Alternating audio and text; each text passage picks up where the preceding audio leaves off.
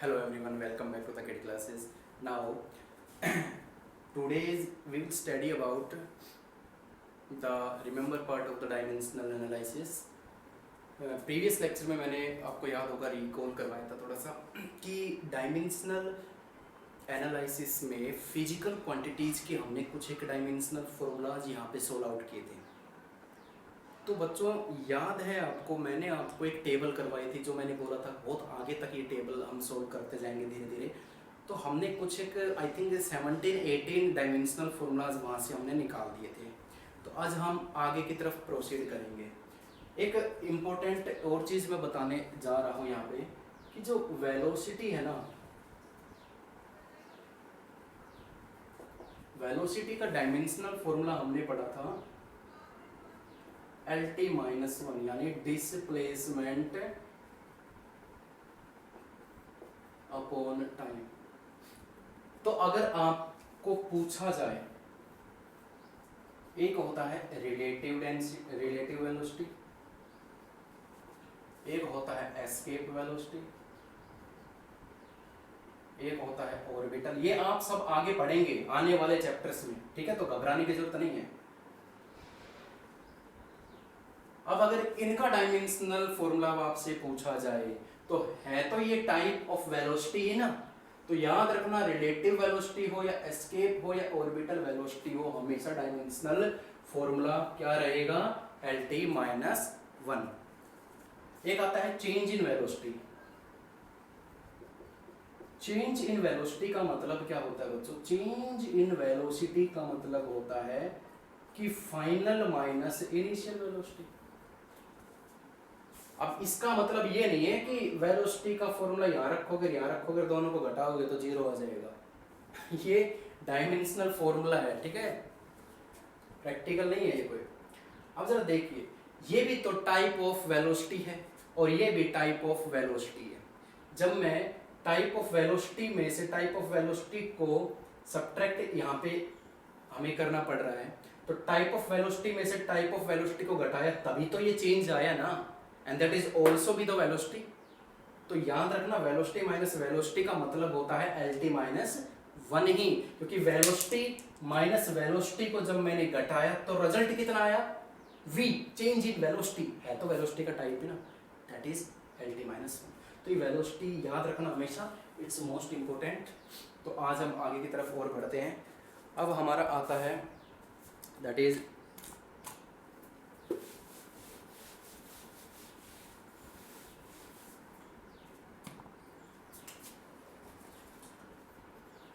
इसके बारे में हम थोड़ा सा पढ़ते हैं। यूनिवर्सल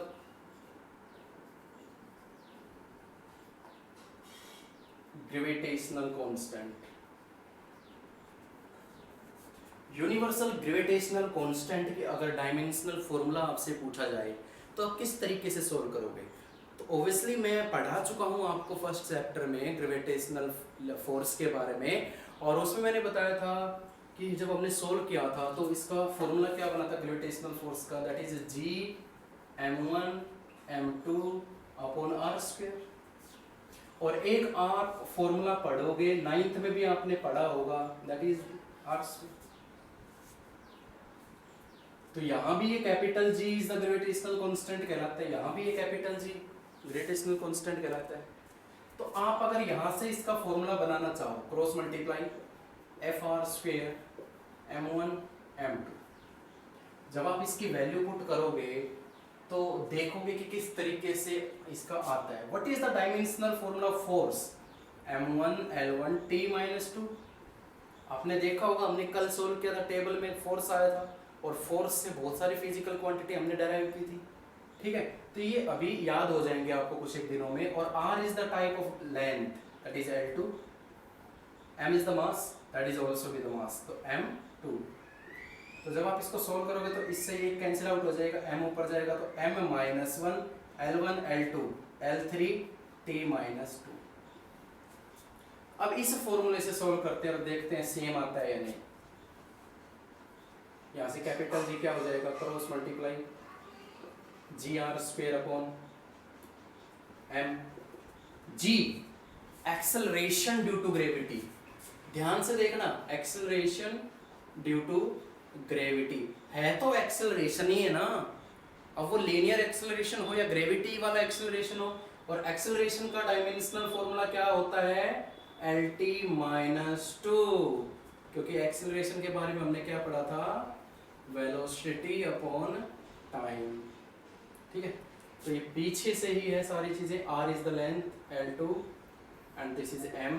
जब इसको मैं सोल्व करूंगा तो m ऊपर जाएगा, L2 L1 L3 and t-2। ये देखिए, ये देखिए, कोई फर्क नहीं पड़ता, आप कैसे भी निकाल सकते हो डायमेंशनल फॉर्मूला। क्लियर है? तो ये हमेशा याद रखना, this is all about the universal gravitational constant. Next हमारा आएगा इसमें टाइम पीरियड। एक चीज और बताना चाहूंगा कि जो वेरिएबल होते हैं ना बच्चों, variable, there are two types of variables. जैसे कांस्टेंट भी दो तरीके के थे, एक डायमेंशनल लेस और एक डायमेंशनल। ऐसे ही जो वेरिएबल होते हैं ना, वेरिएबल, वो भी दो टाइप के होते हैं। फर्स्ट वन इज डायमेंशनल और second one is dimensional less. ठीक है, डायमेंशनल जिनकी डायमेंशंस होती हैं, जितने भी हम पढ़ेंगे, हम पढ़ते हुए आए हैं, ठीक है ना, लेंथ हो गई, फोर्स हो गई, वेलोसिटी हो गई, एक्सेलरेशन हो गया, जितने भी सो एज एक्स। और डायमेंशनल लेस कल हमने पढ़ा था, जैसे एंगल पढ़ा था हमने, रिलेटिव डेंसिटी पढ़ा था हमने, और भी हम बहुत सारे आगे जितने भी हैं, इनकी डायमेंशनल नहीं होती थी। ठीक है, तो कुछ एक वेरिएबल्स होते हैं जिनके डायमेंशनल नहीं होती, कुछ एक ऐसे वेरिएबल्स होते हैं जिनके डायमेंशंस हम पढ़ते हुए आएंगे अब आगे की तरफ। तो नेक्स्ट हमारा आता है इसमें इंक थोड़ी सी ख़त्म हो गई तो थोड़ा सा बीच में रुकना पड़ रहा है बच्चों।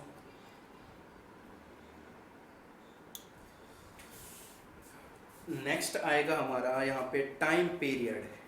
तो टाइम पीरियड के बारे में आपको पता होगा, what do you mean by the time period. तो चलिए देखते हैं उसके बारे में।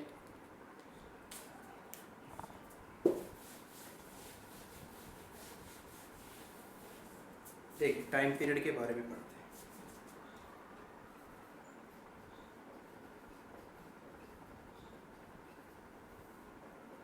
टाइम पीरियड, टाइम की डेफिनेशन क्या होती है बच्चों, अभी तक आपने जितना पढ़ा है कि व्हेन ए बॉडी कंप्लीट, या कह सकते हो कि the time taken by the body to complete the one circular rotation, कह सकते हो, या वन साइकिल बोल सकते हो।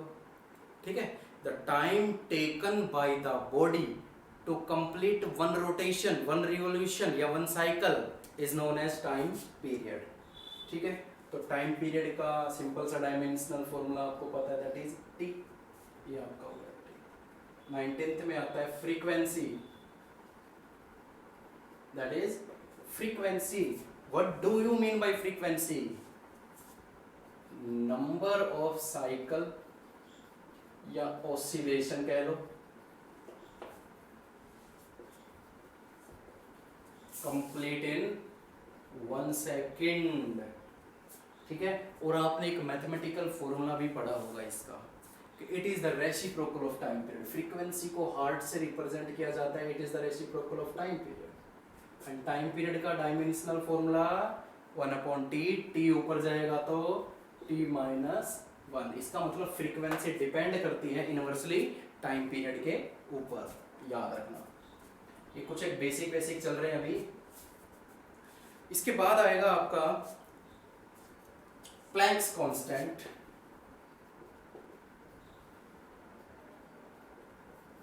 देखिए, प्लैंक्स कांस्टेंट अभी आपके सिलेबस में नहीं आएगा, ये +2 के अंदर आता है, ड्यूल नेचर में एक यूनिट है। जैसे कि लाइट मेरे पास आ रही है, तो लाइट वेव की तरीके से भी आ सकती है मेरे पास, या पार्टिकल्स की फॉर्म में भी आ सकती है। तो वहाँ से क्या होता है कि जब लाइट हमारे पास आती है ना, तो छोटे छोटे पैकेट्स होते हैं एनर्जी के जो हमारे पास आते हैं, और उन पैकेट्स को बोला जाता है फोटॉन्स या क्वांटा। ठीक है, one energy packets is called quanta. तो उसका एक फॉर्मूला होता है, अभी इतना स्ट्रेस लेने की जरूरत नहीं है बच्चों, उसका ये फॉर्मूला होता है, इसको हम पढ़ लेंगे आराम से जब +2 के अंदर सिलेबस आएगा ये। ई मतलब होता है एनर्जी, एच का मतलब होता है प्लैंक्स कांस्टेंट और न्यू का मतलब होता है यहाँ पे फ्रीक्वेंसी। तो यहाँ से अगर प्लैंक्स कांस्टेंट का मैं बेसिक फॉर्मूला निकालूं तो ये हो रहा है साफ तौर पे, अपॉन में चला गया। एनर्जी का डायमेंशनल फॉर्मूला कल हमने किया था टेबल में, याद आया कुछ कि एनर्जी का डायमेंशनल फॉर्मूला वही होता है जो वर्क डन का होता है। Work is the form of energy, that is m1l2t-2 और फ्रीक्वेंसी का t-1, t-1 ऊपर जाएगा तो +1 बनाएगा, तो क्या रिजल्ट आ रहा है इसका m1l2t-1। तो इस तरीके से आप प्लैंक्स कांस्टेंट भी निकाल सकते हो। और याद रखना एंगुलर मोमेंटम भी यही होता है, एंगुलर मोमेंटम का फॉर्मूला भी यही होता है। ये जितनी भी चीजें हैं इनके बारे में जो आप 9th में पढ़ चुके वो तो ठीक है, वो तो मालूम है आपको, लेकिन जो चीजें यहाँ पे नई देखने को मिल रही है, जो आप नए वर्ड्स आपके सामने आ रहे हैं, तो उनके बारे में हम अभी पढ़ने वाले हैं आगे के चैप्टर्स में। तो स्ट्रेस लेने की बिल्कुल भी जरूरत नहीं है कि है क्या क्या बवाल है ये, ठीक है। तो डोंट टेक टेंशन, और यहाँ पे जस्ट हम डायमेंशनल फॉर्मूलाज को स्टडी कर रहे हैं, तो बेसिक फॉर्मूलाज आपको याद होने चाहिए।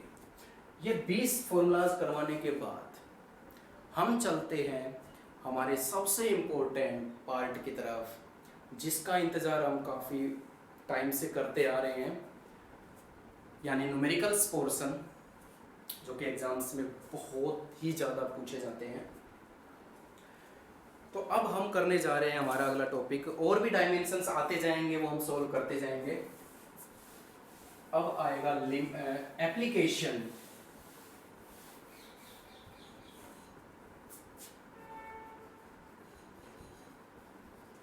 एप्लीकेशन ऑफ डायमेंशनल एनालिसिस, ठीक है। application of dimensional analysis, there are 3 application we studied in the next topics जो भी हम पढ़ने वाले हैं। चलिए भाई, यहाँ पे हम देखेंगे पहली एप्लीकेशन क्या होती है, correctness of given physical quantity.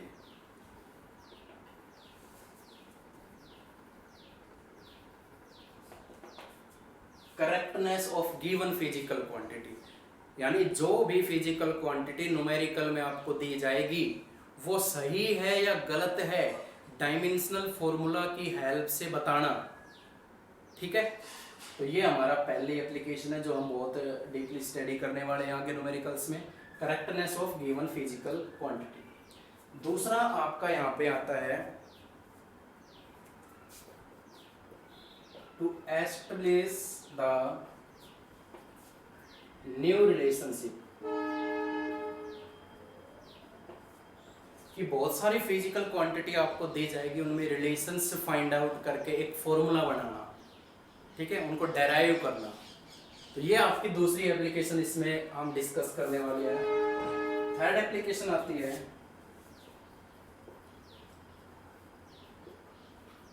Convert one system of unit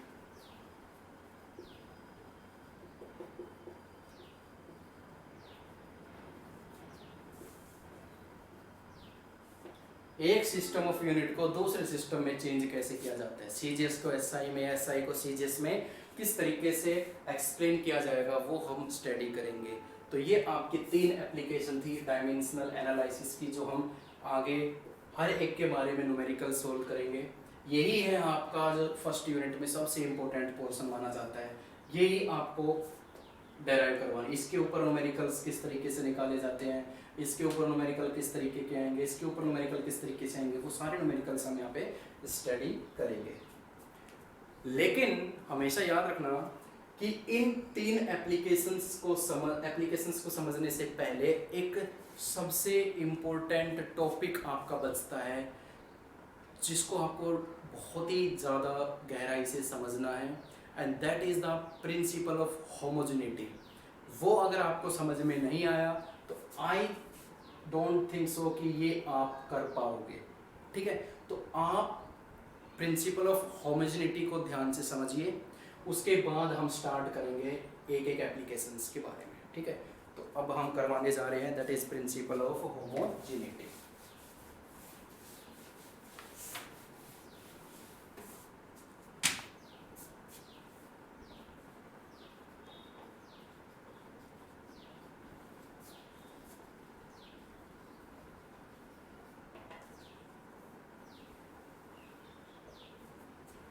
principle of homogeneity बहुत ही सिंपल है, पहले भी शायद आपने कहीं ना कहीं किया होगा, इतना घबराने की जरूरत है नहीं। चलिए देखते हैं।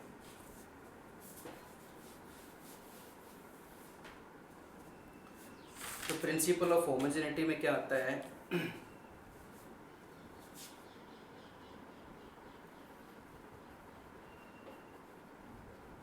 Same kind of physical quantity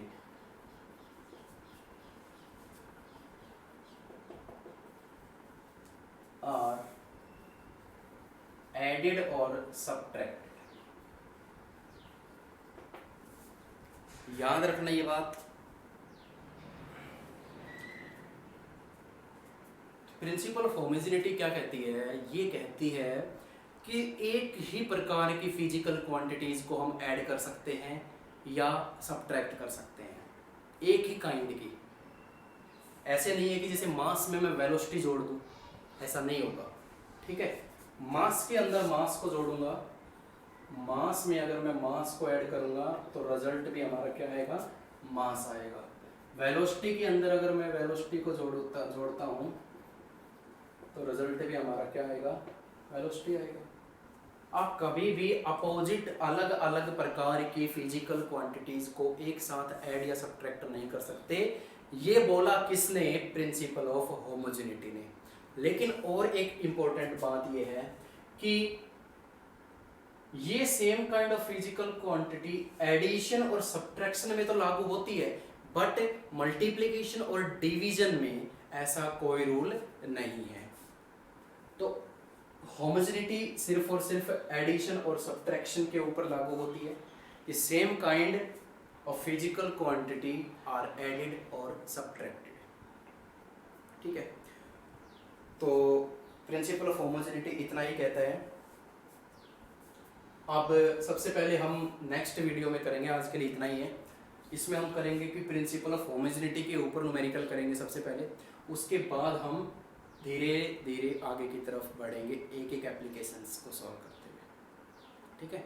correctness, derive the formula और conservation of system one unit to another unit, ये 3 एप्लीकेशंस पे बाद में जाएंगे। सबसे पहले प्रिंसिपल ऑफ होमोजेनिटी के ऊपर न्यूमेरिकल सॉल्व करेंगे कल, ठीक है बच्चों।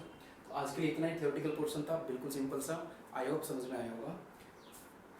So thank you so much.